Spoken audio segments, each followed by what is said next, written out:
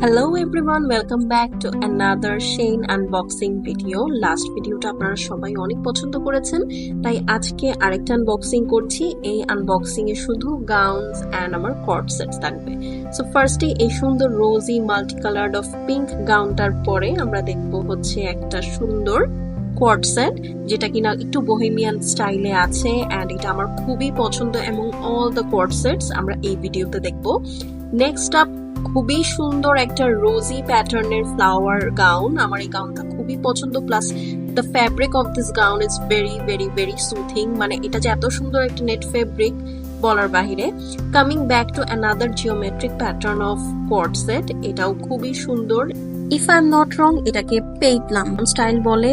If I am wrong please correct me in comments. So এটা খুবই সুন্দর, কালারটা আমার কাছে খুবই ভালো লাগে। মানে পিকচারে এই কালারগুলো খুবই ফুটে ওঠে অনেস্টলি। নেক্সট আমরা আরো একটা colourful multi colour coat set দেখবো। এটার ফিটিংটা আমার তেমন একটা ভালো আসেনি বিকজ আমি প্রপারলি অর্ডার করতে পারিনি। Never mind, but the piece was stunning. Next up, এইটা আসলে ভুল এসেছিল।